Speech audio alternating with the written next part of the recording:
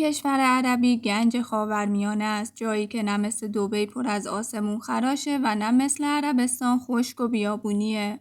عمان کشوری با قصرهای باشکوه، چشمه‌های آب گرم وسط بیابون و منحصر به فردترین مردم دنیا، جایی که با همه خاورمیانه فرق داره. عمان نه رئیس جمهور داره نه نخست وزیر، اینجا همه چیز تحت نظر یه نفره.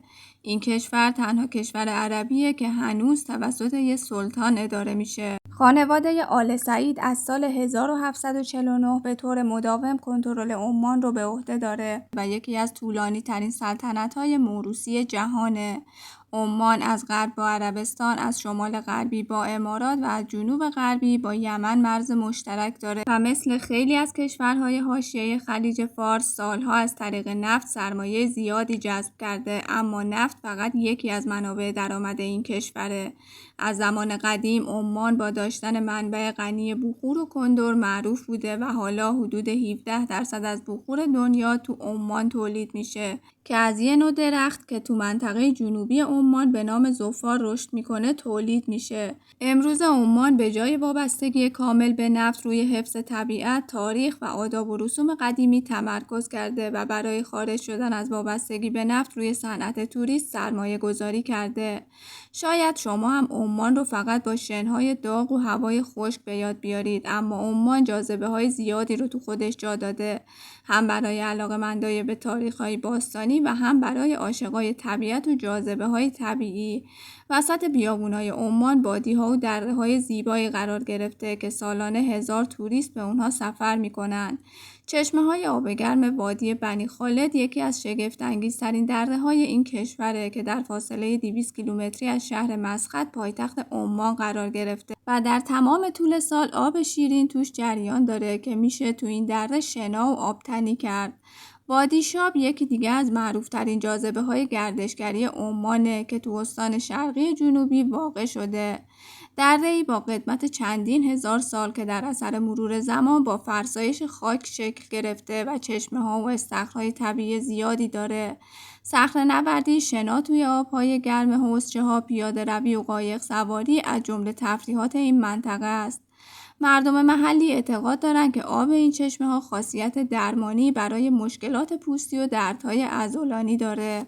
علاوه بر این، عمان با بیش از 3000 کیلومتر خط ساحلی یکی از بزرگترین تولید کننده ها و صادر کننده های ماهی تو منطقه هم هست و ماهیگیری یکی از مهمترین بخش های اقتصاد این کشور محسوب میشه.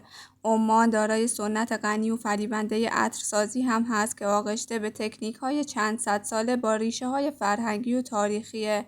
تو قلب عطرسازی عمانی هنر قابل احترام استخراج رایحه از گیاهای بومی منطقه مخصوصاً کندر قرار گرفته. برند معروف آمواج در سال 1983 با ابتکار سلطان قابوس ابن سعید حاکم وقت عمان با رسالت فرهنگی تأسیس شد.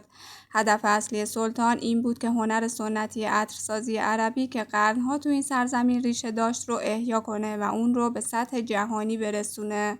عمان یکی از معدود کشورهای عربیه که توش اصلاً جرمی نمیبینید. اینجا هیچ درگیری یا اختلاف داخلی وجود نداره و آرامش مطلق حاکمه. تو عمان ترافیک سنگین و شلوغی بیش از حد وجود نداره، چون شهرها به صورت افقی رشد کردن و ساختمون‌ها نباید از مناره‌های مسجدها بلندتر باشن، پس فقط ساختمون‌های کم ارتفاع با معماری سنتی عربی می‌بینید و خبری از آپارتمان‌های بلند و برج‌ها نیست. مردها و زنها هم معمولاً لباسهای سنتی میپوشن، اما زیرساختهایی دارن که با بهترین استانداردهای دنیا شکل گرفته. خدمات آموزشی رایگانه و پیشرفته ترین سیستم‌های درمانی دنیا تو این کشور وجود داره. یکی از عجایب دیگه عمان مسابقات شتر سواریه که امروز فقط یک رقابت ورزشی نیست، ادامه یه سنت چند صد ساله است که هویت، صبر و قدرت بیابون رو زنده نگه می‌داره. شترهای اصیل و گرون قیمت که ارزشی برابر با یه ماشین لوکس دارن، علاوه بر منبع درآمد نماد افتخار و غرور ملی محسوب میشن، پس خیلی با دقت ازشون نگهداری میشه. رژیم غذایی و ورزشی خاص دارن، ماساژ میگیرن، خرما و شیر تازه میخورن و تمرین‌های اصولی انجام میدن. عمانی‌ها روحیه کاملا متفاوتی از بقیه کشورهای عربی دارن. خیلی‌ها میگن عمانی‌ها مهربون‌ترین مردمان عربی هستن، چون بر اساس اصول انسانی تربیت میشن و مهربونی و صداقت و مسئولیت پذیری رو از بچگی یاد میگیرن. قوانین محکمی هم برای جرایم آسیب زننده مثل دزدی دارن. عمان تقریبا 309,500 کیلومتر مربع مساحت داره. جمعیت عمان حدود 5,360,000 نفره که 57% خود عمانی‌ها و مابقی مهاجر هستند که کارگرای خارجی از کشورهای هند، پاکستان، بنگلادش، فیلیپین و مصر بخش قابل توجهی از این جمعیت رو تشکیل میدن. دوست خوبم، ممنونم که تا انتهای ویدیو همراه هم بودی. خوشحال میشم کانالمو سابسکرایب کنی، زنگوله رو بزنی و نظرتو بهم بگی.